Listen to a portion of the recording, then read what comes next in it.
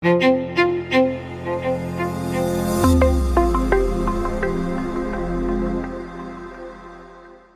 sebelum masuk Islam, dia pemenang gulat di pasar Ukaz.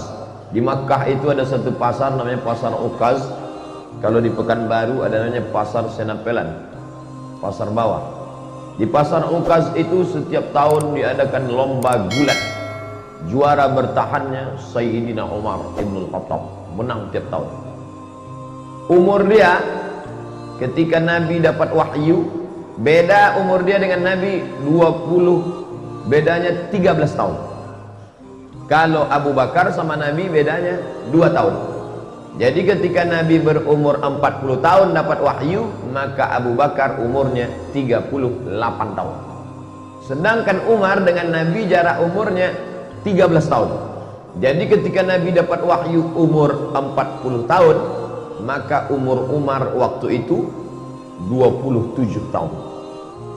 27 kalau sekarang ya masih anak muda lah. Selesai S1 23, ambil S2 3 tahun 26, kemudian sedang S3 semester 2 27 tahun. Anak muda sedang segar-segarnya. Itulah dia Umar bin Khattab, pemenang juara gulat bertahan. Maka ini Umar bin Khattab, Nabi ingin betul supaya dia ini masuk Islam. Sampai Nabi berdoa, Allahumma a'izzal Islam bi Umaraini. Tolonglah Islam ini dengan dua Umar ya Allah. Ada 2 Umar di Makkah yang waktu itu hebat betul. Ya Allah, tolonglah Islam ini, kalau masuk Islam 2 Umar ini, insya Allah kuat Islam ini. 1 Umar bin Khattab, 1 Umar bin Hisham. Kalau saya sebut Umar bin Hisham banyak orang tak tahu. Tahu Umar bin Hisham? Tidak. Kalau saya sebut nama kerennya tahu. Umar bin Hisham, Abu Jahal. Sedangkan ini Abu Hafs, Abu Jahal, si goblok, bodoh. Abu Jahal itu apa artinya Ustaz? Bongak. Sedangkan ini Abu Hafs, singa, perkasa. Nabi minta pada Allah, ya Allah, kalau bisa 2 orang Umar ini masuk Islam, mantap Islam ini. Dan Umar bin Khattab masuk Islam. Abu Jahal mati dalam keadaan kafir. Tapi masuk Islamnya tak cepat, lama. Tahun 1 tak masuk Islam. Tahun beda dengan Abu Bakar. Abu Bakar tahun 1 langsung masuk Islam. Tahun 2, tahun ke-6 baru dia masuk Islam. Dia memusuhi Islam. Siapa yang masuk Islam, ada budak dia, hamba sahaya dia masuk Islam, habis disiksanya. Lalu kemudian pernah satu hari dia mau membunuh Nabi Muhammad. Keluar dari rumah, dicabutnya pedang. Jumpa sama kawannya. Kau mau kemana Umar? Aku mau memancung kepala Muhammad. Ente tahu, ente Bani Adi. Mereka pakai Bani. Anak-anak keturunan Adi disebut Bani Adi. Muhammad sallallahu alaihi wasallam itu Bani Hashim. Muhammad bin Abdul Muttalib bin Hashim bin Abdi Manaf. Maka dia Bani Hashim. Kau mau bunuh siapa? Aku mau bunuh Muhammad. Kau tahu tak Muhammad itu siapa? Muhammad anak Abdullah, anak Abdul Muttalib, anak Hashim, anak Abdi Manaf, anak Qusay.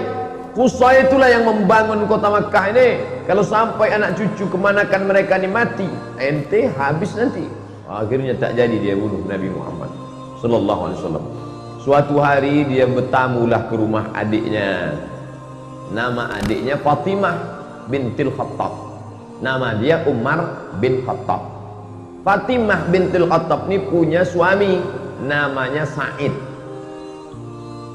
Dia dah dapat kabar si Said sama adiknya ini masuk Islam sudah. Tapi berita itu masih isu lagi, masih infotainment, masih was-was. Maka datanglah dia bertamu. Kebetulan si Said sama Fatimah sedang baca Quran, tapi suara mereka pelan-pelan. Nama penjaganya namanya Khabbab. Khabbab, ya, adikku tadi baca apa? Tak ada kata Khabbab, tapi aku dengar sesuatu. Masuk dia ke dalam, ditinjunya adiknya itu. Pertama adik iparnya dia tinju. Tentu menang, kalau dia pemenang gulat tiap tahun. Habis dia tinju adik iparnya, lalu kemudian adik dia perempuan yang lemah itu dia tinju. Tapi kemudian dia tengok tak ada rasa takutnya.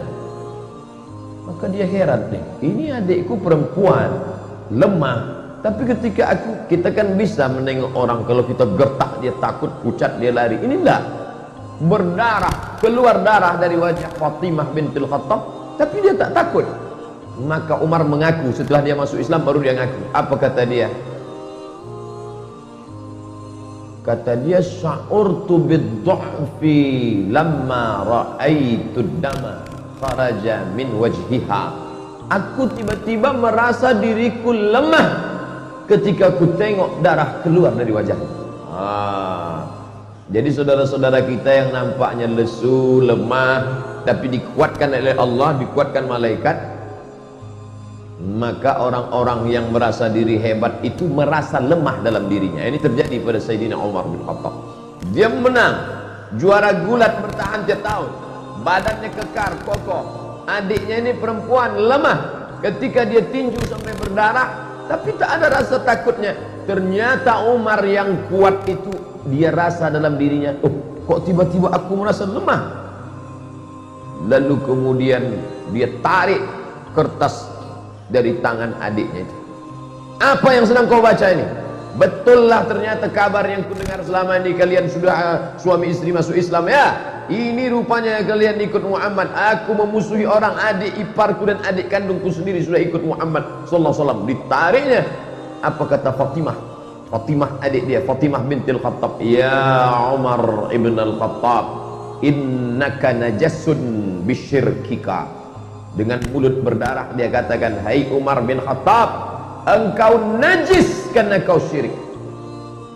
Bukan dia takut, ada kekuatan dalam dirinya. Umar yang sedang down, sedang rasa lemah, menengok adiknya tegar, malah kata-katanya, innaka najasun, kau najis karena kau syirik, maka kau tak layak, la yamassuhu illa tahirun. Tidak ada yang layak memegang lembaran ini. Waktu itu belum ada Quran 30 juz. Jangan bayangkan Umar memegang besar begini. Enggak, lembaran-lembaran, suhuf namanya, lembaran, selembar-lembar.